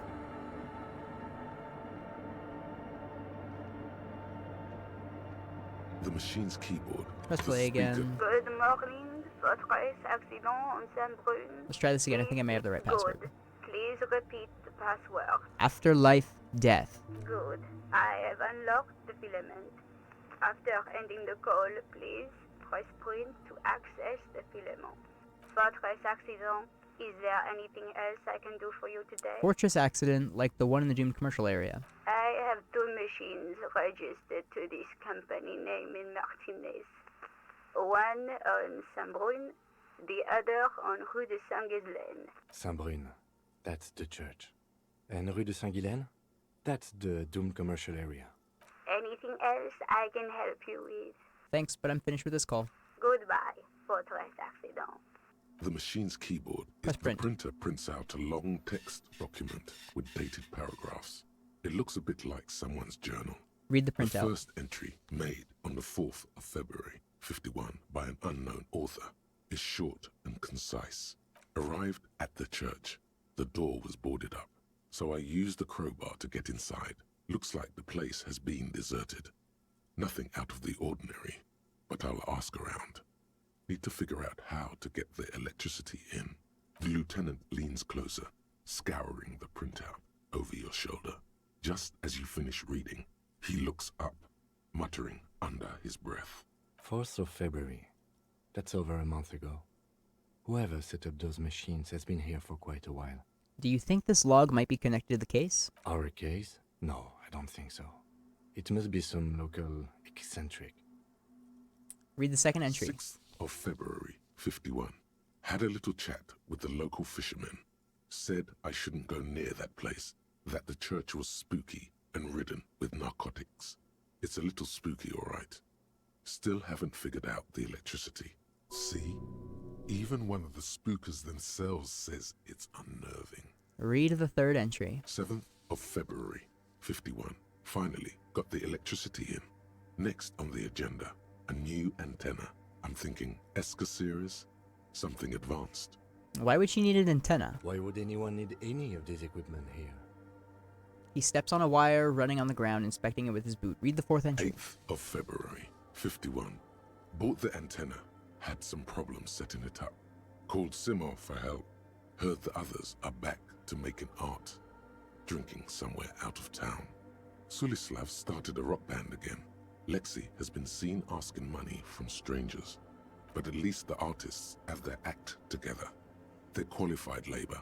They can get work anywhere. Graphic design, ads. The programmers are doing fine too. I mean, they're programmers. The writers, though, they're fucked. I just have to find out what caused that data loss and be done with it. Still don't understand how it managed to wipe out the backup. when the backup wasn't even connected to the front. I know. Everyone thinks it's impossible. They say I must be lying. I'm here to set it right. A data loss? Seems like something to do with radio computers. Unfortunately, I don't know enough about them to understand what the author is saying. Something about the backup data getting destroyed, and how everyone thought it was the author's fault. Let's just keep reading. Artists, programmers, Lexi? Who are all these people? I think these people worked in the radio computer games business. The one we saw in the Doom commercial area. They must be our former co-workers. Read the 5th entry. 12th of February, 51. Brought some food from the grocery store. Apparently, there's a strike going on in the harbor. Definitely not happy to see the Martinez people again. Everything's now set up in the church. Going to start working tomorrow, 8 a.m. The strike. We are nearing the date of the murder. Keep reading. I'm interested now. I want to know what's that radio anomaly that sent this person here in the first place. Read the 6th entry. 25th of February, 51. I've been sending data up to Lintel for a while now, trying to recreate the data loss, but nothing. Didn't even feel like logging in, the disappointment. But I did discover a curious audio-spatial anomaly at the back of the church. I've named it the Swallow. It swallows sound. Need to get some mics. Is she talking about? The lieutenant looks to his right toward the silence. Read the 7th entry. 28th of February, 51. Yes, the first recordings confirm that the Swallow is real, and I'm not just losing my mind. It's a pillar of silence, with a diameter of approximately 3 meters. Seems like the higher I go, the less I record. This might be a coincidence, or it could be connected to the data loss that led me here.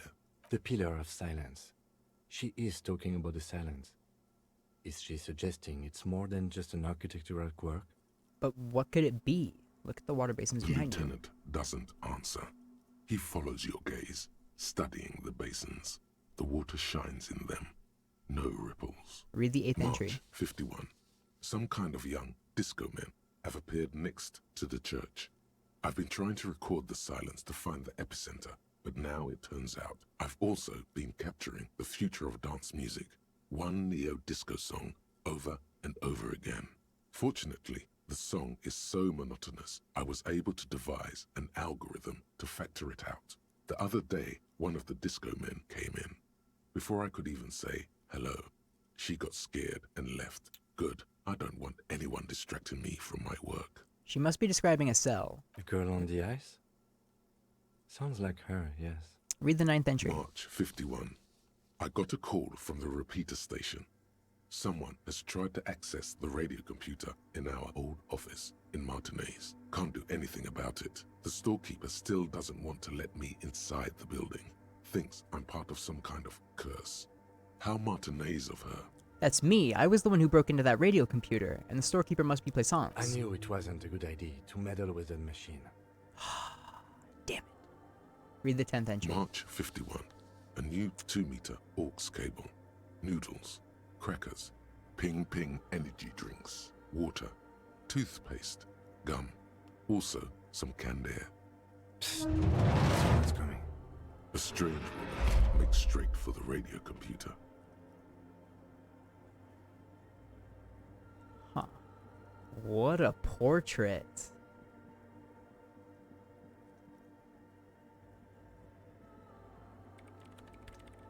Breaking into my radio computer, I see.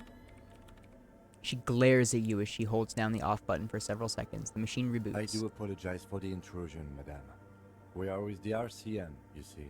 We're here on a side case representing certain music venue organizers. Well, you won't find any music venue organizers here.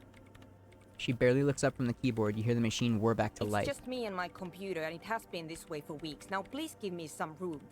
I need 2 seconds to see that you haven't destroyed anything.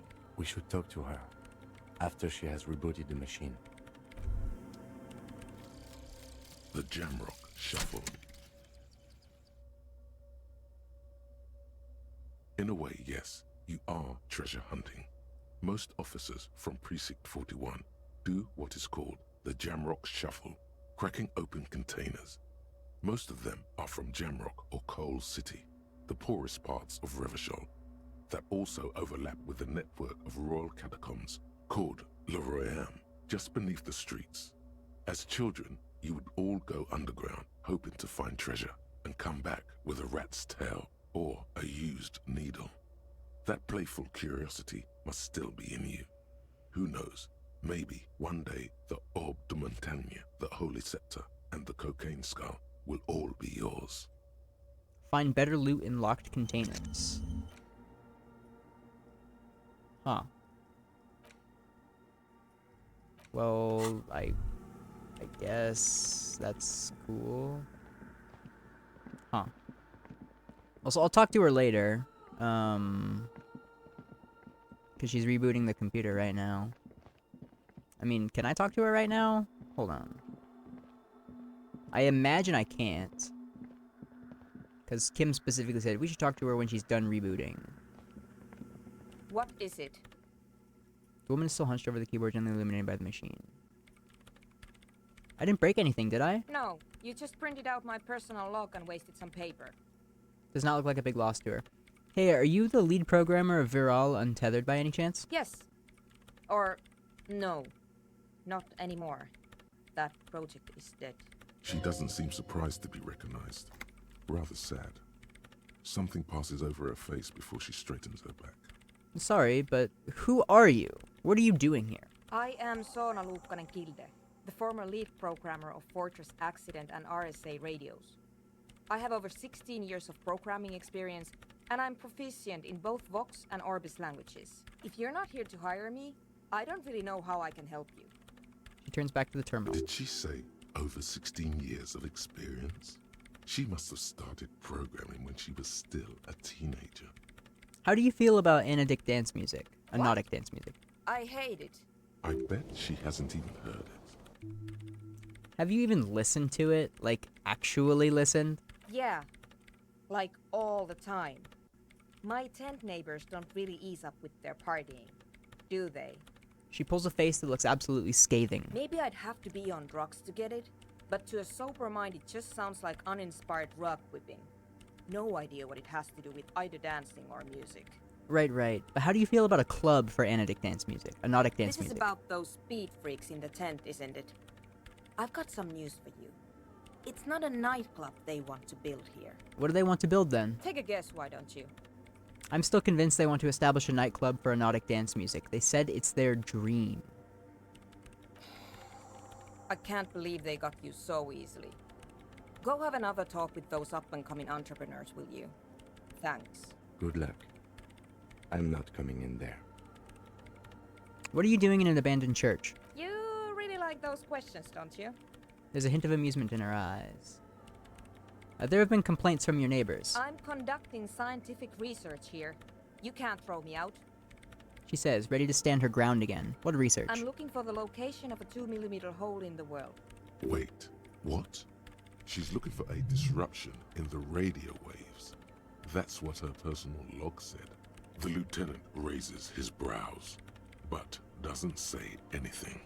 Is the hole connected to the data loss in your journal? Yes, that's what led me here. But I suspect it might be something a bit more complicated than that. A hole in the world? What does that mean exactly? Exactly. What does it mean? Up to now, it has been impossible to say what it is because it's impossible to measure nothing. There's something frantic about her gaze as she locks her gaze with you, eyes shining like pearls. What do you think it is? What qualities does nothing have? How do you measure something that does not exist? She's suddenly absorbed in the conversation, waiting for your answer. You measure it by the world around it. Huh. You measure it by collecting data on its surroundings, on that which exists. Exactly. Very true. That's what I've been aiming for. That's why I have those basins. I've tried using hydro transducers to record the silence, to find out where it begins. Hydro transducers. So that's what those water basins are. Devices for recording sound through water. But honestly, it's not progressing very well. She grows silent, staring at her circle of basins. It looks like some ancient ritual. But does it have anything to do with necroplasmic life forms? Ghosts, in everyday parlance. Does it have anything to do with ghosts? Ghosts? No, I don't think so. I don't believe in ghosts. Right, nothing to do with ghosts. You do know there's no need to officially document this information, right? The lieutenant whispers to you. She has already turned back to her keyboard. Do you have any idea where this hole might be located? Somewhere underneath those roof beams, I assume. She looks up, eyes trying to pierce the pitch-black heights above, but without much success. Strange things may flourish in the dark. Why there? There's this place at the back of the church. A place where all audible vibrations seem to decease. I've named it the Swallow. And the higher you go, the less you record. The Pillar of Silence? Are you sure it's not just an architectural quirk? Maybe, but it's oddly close to the physical coordinates of the data loss that led me to this place. This is where the Crabman lives. I know. You don't think the Crabman might be somehow responsible here? No, I don't. She sounds mildly annoyed by this line of questioning. Her hands typing hundreds of commands into the machine. You said that the research isn't going well. Why not? Because it's just trial and error, trying to locate the Swallow, the exact point in space. And I don't have a... You know what? It would be really helpful if you could just stop talking and let me work. That's all I wanted to know about the scary 2mm hole in the world for now. Great. Thanks.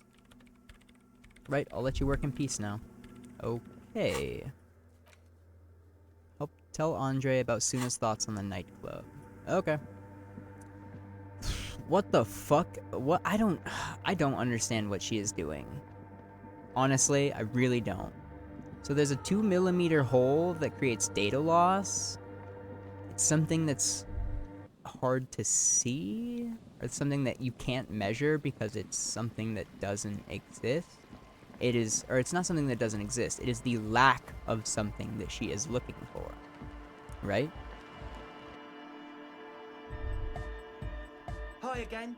So, how things Here going? to talk about the church again. Yes? What's the deal? I was using the mainframe when Suna, the former lead programmer of Fortress Accident, appeared. A programmer? That's odd. What was she like? Did you ask her about the nightclub? She did not like the Anodic Dance Club idea.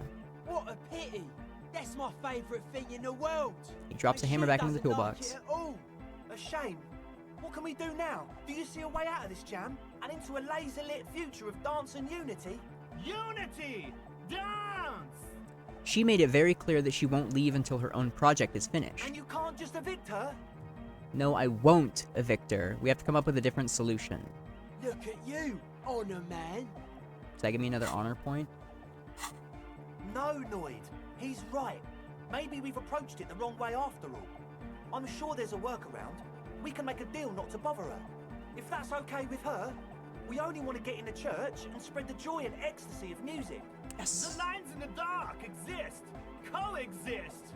At least Crabman seems like an advanced being. He's hard. He'll understand.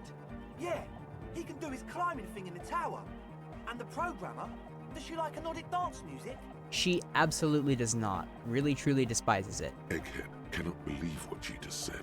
It makes him pump the jam a little slower for a moment, but then he returns to the full... No worries. Oh, We'll full swing figure of it out. I didn't mean to click that. If coexisting fails, you can always muscle her out, right? If it's all okay with you, what do you think? I refuse to throw her out, but I can try convincing her. Excellent. Good luck, my friend. He smiles wide, like a replica of his friend with the large head. That's it for Goodbye, now. officer. Oh, man. Man, I ain't doing jack shit about this murder. Gary. Wait, Gary went... Wait. Gary didn't leave? I can still interact with Gary? I'm gonna go see if Gary's up here. Stupid fascist piece of shit. I can't believe he called Kim Yellow Man.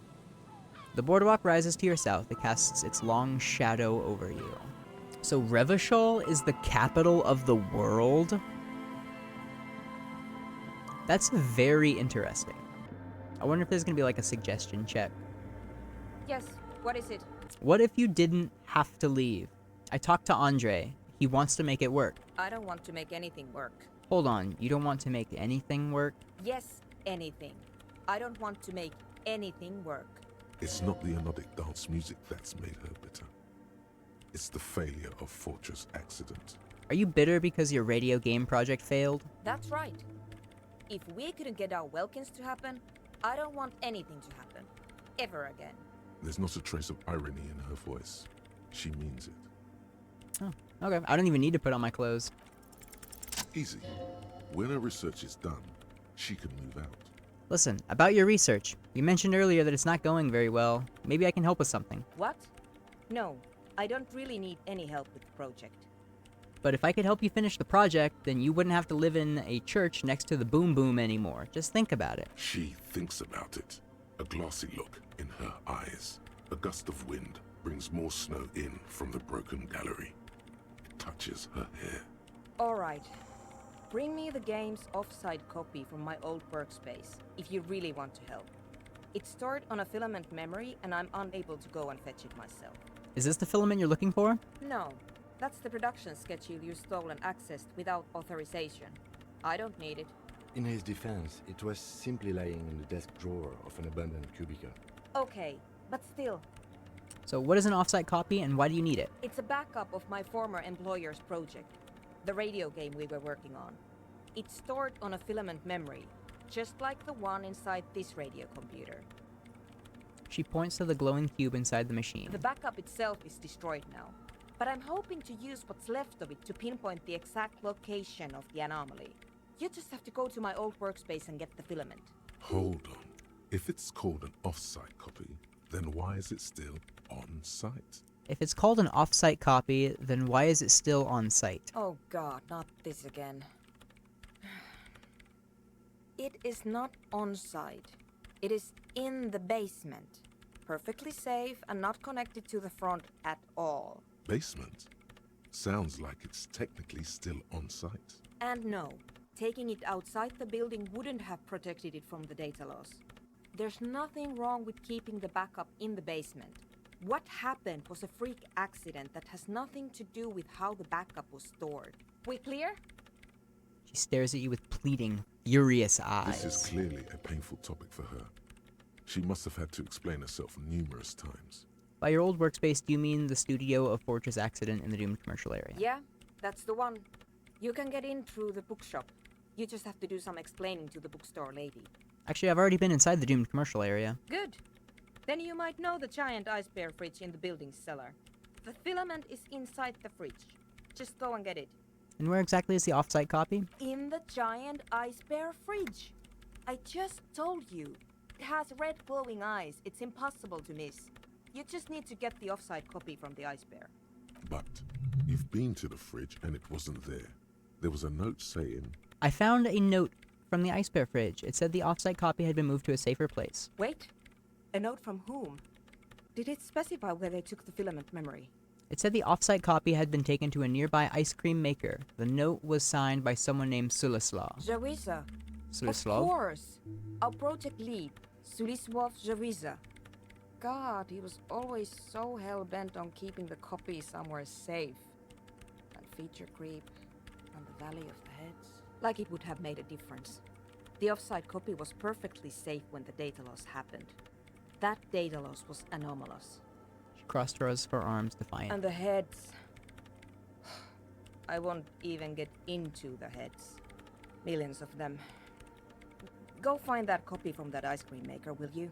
Valley of 1,000 Heads. You like the sound of that. I found the ice cream maker but couldn't get it open. It's completely frozen. This is getting ridiculous. Can't you just defrost it? Or, I don't know. I don't know about the ice cream maker. Just figure something out. There's a solution, but she doesn't want to hand it over to you yet. It's a thing. Something she holds dear. Why can't you go and get the filament yourself? I mean, I kind of already know. Alright, I'll go look at the off-site copy.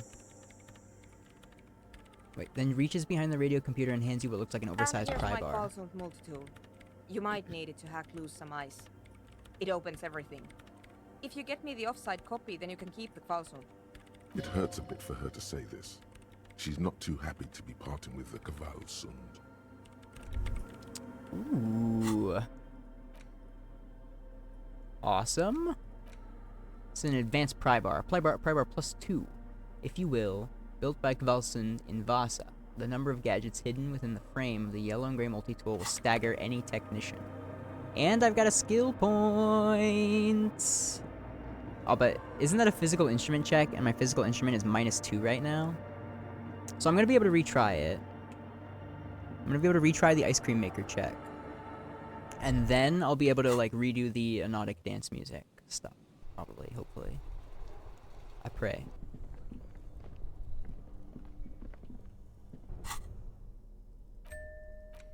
Oh, I equipped the wrong one. This orange machine is dead still. It has a hand-cranked ice cream churner and an electric freezer. The ice around it slowly melting. Turn the ice cream crank. Turning the crank feels oddly satisfying, like stirring your childhood dreams. In the distance, you hear water dripping. It's all gone now. You'll never become a poet or an entrepreneur. Do I have any physical instrument clothes? I believe I have one. This orange machine is dead. Ice squeaks beneath your Kavalzun multi-tool, but your fingers slip away from the tool. The lid shutters tightly as before, and it's already unplugged. There's not much else to do other than wait for it to defrost or bulk up and get stronger. Alright. I could wait around for the ice to melt more. I can upgrade my physical instrument.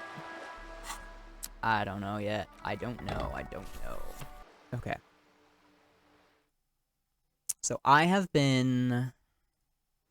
I mean, by the time you see this, it's going to be like 8 days after my recording. Or, yeah, it's going to be like 8 or 9 days after my recording. So what I've been doing is I've been, like last night, I edited a video. I got it uploaded this morning. And then I recorded another video. And then I edited that video. And then this morning, I'm recording a video. And then I've got some shit to do today.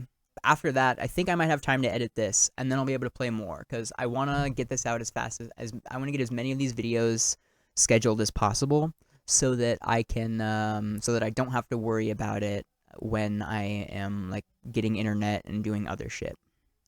But so, that's it for this episode. Peace.